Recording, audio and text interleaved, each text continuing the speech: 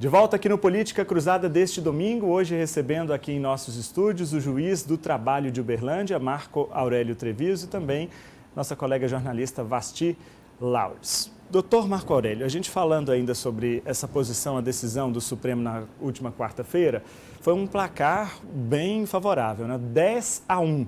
O único voto contrário foi do ministro Marco Aurélio Mello, que curiosamente a origem dele é da Justiça do Trabalho. O senhor acompanhou os votos dos ministros? O que o senhor tem a dizer para a gente sobre a posição do ministro Marco Aurélio Mello, que foi contrário?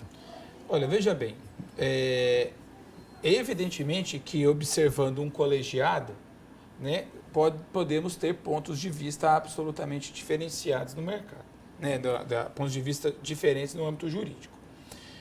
O voto do ministro Marco Aurélio, na minha modesta visão, acabou se pautando por questões diferentes. Ele entendeu que seria razoável da própria mulher, né, buscar conhecimento durante a sua gestação, até porque ele entende que a pessoa faz pré-natal, essas coisas assim, para verificar se aquela atividade poderia ou não poderia trazer prejuízos ao feto.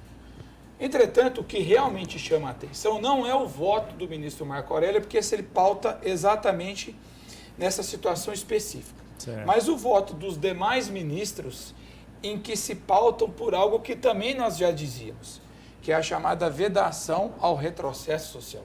Inclusive, algo expressamente exposto no voto do ministro Lewandowski e também no voto do ministro Celso de Mello. O que é a vedação ao retrocesso social? E muitos artigos da reforma trabalhista podem ser questionados à luz desse princípio.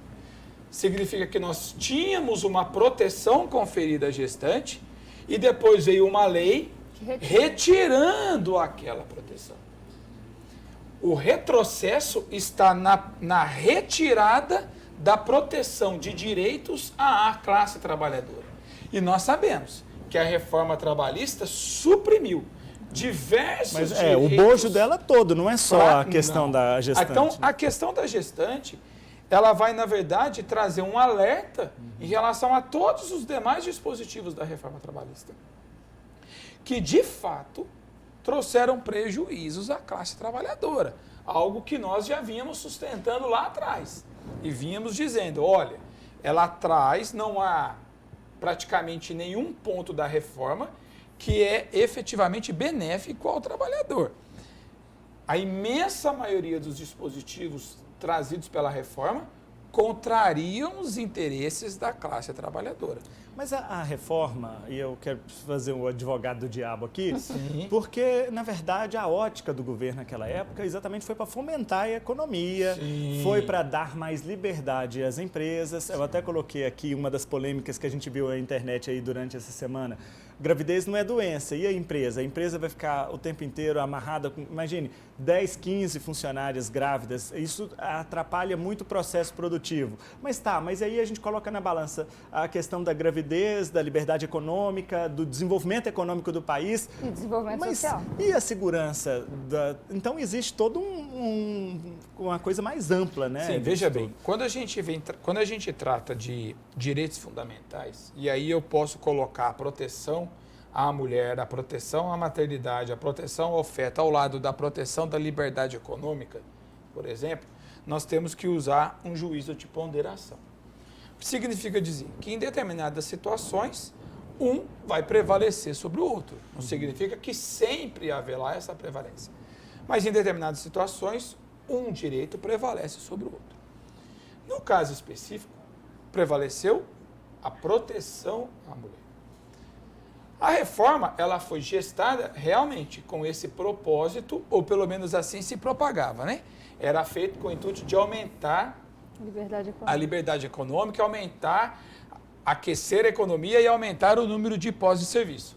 Lá atrás nós já dizíamos que a reforma trabalhista não iria fazer isso. Não resolve. E de fato, desde quando aumentou-se a reforma, desde quando entrou em vigor a reforma trabalhista até agora, a gente só viu aumentar o número de desemprego. O desemprego aumentou. A reforma não trouxe o aquecimento à economia que tanto se falava. E eram coisas que nós já alertávamos lá. Né? Então, me parece o seguinte, a questão da segurança jurídica, principalmente, é algo que nós já dizíamos também. É difícil você falar em segurança jurídica de uma norma que foi criada em 4 meses, com pouquíssimos debates. As consequências disso estão vindo agora. Lá atrás, quando a reforma foi aprovada, eu vim a esse programa com você. É verdade. E disse o que lá atrás na época? Que a lei foi aprovada, que compete agora a gente verificar o que o Supremo Tribunal Federal dirá a respeito das dúvidas sobre a norma ser ou não ser constitucional. Aplicabilidade dela. O Supremo agora veio e disse, esse ponto é inconstitucional. Ou seja, esse ponto era um ponto que sequer deveria ter sido. Quem trouxe insegurança não foi o Judiciário. Quem trouxe insegurança foi o legislador ao criar uma norma que contraria os preceitos da Constituição Federal. Doutor Marco Aurélio, como é que essa lei entende a lactante, a mãe que amamenta? É pelos 4 meses que ela tem de licença maternidade, ela já não estaria trabalhando. Quando ela retorna ao trabalho, ela retorna amamentando, ela retorna com esse direito protetivo? Veja então, bem, a questão da lactante, na verdade, ela vai depender muito mais de questões médicas do que a legislação. Ela não vem dizer que encerra-se o período de lactante com tantos meses. Tá? Há uma presunção, né, até por estudos, que os primeiros 6 meses são 6 meses absolutamente necessários é a amamentação para exclusiva. que a criança... É aquele período considerado absolutamente fundamental. Ultrapassado esses 6 meses, né, nós vamos ter que analisar a situação caso a caso. E a mulher é que, obviamente, vai ter que verificar junto à sua médica, né, se é possível já eliminar a amamentação ou se aquele determinada criança, em virtude das suas condições especiais de nascimento, demanda maior tempo de lactação. É porque, de acordo com a Organização Mundial de Saúde, a criança deve ser amamentada até os 2 anos de idade. Sim. Então, se médico e mulher entenderem que essa orientação deve ser mas cumprida, hoje isso já prorrogaria. O que a gente diz assim, hoje já há até médicos, mesmo que em virtude de situações específicas envolvendo o trabalho, já orientam a mulher a deixar de amamentar a partir de um determinado período pós-nascimento da criança, sem nenhum prejuízo àquilo. Mas se isso não é é o quê? desejo da mãe, isso não a protege. Como? Se não é desejo da mãe deixar de amamentar, Não, aí Se a mãe não. quiser ela vai sofrer continuar... mais uma vez a pressão para deixar de amamentar. Veja bem, na verdade, isso daí vai poder acontecer. Né? A mulher, ela vem amamentando, é direito dela de amamentar e o empregador tem a obrigação de respeitar esse direito fundamental enquanto transcorrido esse período de amamentação. É evidentemente que isso vai ter que ser analisado caso a caso. Mas vai gerar um gargalo aí, porque isso aí vai depender então do bom senso da empresa. Não há dúvida. Aí a legislação não consegue amparar ou proteger de forma a se entrar nesse aspecto tão especial, porque vai demandar até mesmo a situação da própria mulher. Tem criança, por exemplo, que nasce prematura, que às vezes a mulher não consegue nem amamentar. Tem criança que nasce com determinado problema que o médico recomenda que se amamente por muito mais tempo até chegar na média de tamanho e peso conforme vai tendo o acompanhamento. Isso é uma coisa muito própria da mãe com o seu médico. O que a gente vai orientar, né? O que a gente pode dar de orientação? Que passados 6 meses, né, a mulher, entre aspas, né, apresente ao seu empregador documentos médicos demonstrando que ela necessita ainda, se for o caso, amamentar o seu filho para que, veja bem, ela simplesmente não labore em ambiente insalubre, o que não a impede de exercer outras atividades profissionais. E tem também a garantia legal de ela amamentar o filho, sair para Sim. amamentar, aquela coisa. E para o empregador é interessante... Mas isso vai só até os 6 meses, não os 2 anos que a Organização Mundial de Saúde recomenda a amamentação. Para o empregador também é o seguinte, imaginemos que venha a trabalhadora e apresente um atestado dizendo que precisa amamentar por mais 2 ou 3 meses. vira a empresa e diz assim, eu não vou receber esse atestado e você volta a trabalhar em ambiente insalubre. Aí... Certo? O que a trabalhadora vai ter que fazer? Ela tem que guardar aquela recomendação médica. No futuro, ela poderá, inclusive, questionar aquilo ali, ajuizar alguma demanda contra o empregador, dizendo, olha, fui proibida de exercer um direito legal. Né? Se ela aí tinha ela recomendação volta médica... do atestado. Aí ela volta Mas são situações que a legislação ela vai não voltar consegue depender. É verdade. É uma peculiaridade muito interessante.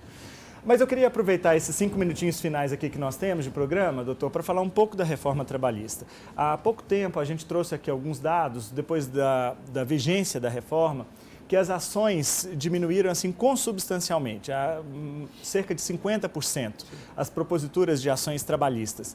Exatamente porque há dispositivos da reforma trabalhista que acabou colocando na conta do empregado, né, do trabalhador, eventuais custos dos processos judiciais. Qual é a realidade lá na vara em que o senhor atua? Diminuiu? Veja bem, houve uma diminuição do número de ações se a gente comparar 2017 com 2018. Tá. Né? 2017 antes da reforma, 2018 pós-reforma. Correto. Agora, no ano de 2019, parece que nós receberemos, a projeção é receber mais ou menos o mesmo número de ações do ano de 2018. Então, houve uma queda e agora nós estamos mantendo. Entretanto, é importante deixar claro que se o Supremo Tribunal Federal, nas questões que envolvem o acesso à justiça, entender que a norma trouxe um retrocesso naquilo que era antigo, seguindo a mesma orientação do caso da gestante, ele pode declarar a inconstitucionalidade dessas normas. E se declarar a inconstitucionalidade dessas normas, muito provavelmente a gente pode ter novamente um volume maior de demandas. Você já consegue vislumbrar alguma outra norma que talvez caia? O que eu venho... Bem, o Supremo analisou a questão da constitucionalidade das contribuições sindicais e disse que a alteração é válida. O Supremo... existem duas normas que eu pessoalmente, falo exclusivamente por mim, acredito que o Supremo Tribunal Federal declarará a inconstitucionalidade. Uma delas diz respeito à tarifação do dano moral. Essa daí eu acredito que não passa. Eu acho que o Supremo vai declarar. Mas já tem alguma questão? Você tem já notícia? Há ação declaratória de inconstitucionalidade. E eu acredito que não passa por quê? Porque basta a gente lembrar do trágico acidente de Brumadinho. Na verdade, a tragédia de Brumadinho veio simplesmente chamar a atenção da população de algo que nós já dizíamos. Né? O que a reforma mudou? Só para a gente entender o que o senhor está falando. Ela trouxe um limite máximo de indenização por dano moral. Correto. Então, em caso de acidentes gravíssimos, o dano moral é limitado a 50 vezes o salário contratual do ofendido. Deixou de ser individual para ser tabelado. Não, ele é individual, porém tabelado de acordo com o salário do trabalhador. Agora eu te falo o seguinte, vamos pegar a Brumadinho. Aqueles que estavam lá naquela pousada que também foi atingida, os consumidores daquela pousada, que morreram, tem dano moral ilimitado contra a empresa responsável por gerir aquela barragem. Os trabalhadores, o dano moral era limitado. Aqueles que estavam trabalhando e que foram comidos pela lama, só tinham o dano moral limitado a 50 vezes o salário contratual deles. Quer dizer, é algo que, de fato, quando a gente analisa a tragédia, vê que é uma norma, entre aspas, que nasceu sem pé nem cabeça. Não é justa, não parece justa. E, além disso, o Supremo Tribunal Federal já tem entendimento em dispositivo similar, dizendo que é inconstitucional qualquer tabelamento da indenização por dano moral. E eu acredito também que algumas questões relacionadas ao acesso à justiça também serão consideradas inconstitucionais pelo Supremo Tribunal Federal. Agora, sobre a questão da gestante e da lactante, essa decisão do Supremo, ela volta lá atrás, ela tira o efeito da lei, mas e as pessoas que durante esse período de 2017 para cá ficaram nessa condição? Elas vão poder recorrer à justiça nesse período ou não? Veja bem, aí o Supremo Tribunal Federal ele pode, por uma determinada maioria, entender que a sua decisão possui aplicabilidade daqui para frente e não abarca situações anteriores. Se o Supremo Tribunal Federal não declara isso, se entende que abarca todas as situações anteriores. Entendi. É evidente que gera uma certa insegurança. Com a decisão, os empregadores devem imediatamente tirarem as trabalhadoras do ambiente considerado insalubre. Primeira coisa, né? A situação anterior, aí vai ser analisada caso Isso vai constar a do caso. acórdão? Então, geralmente consta do acórdão.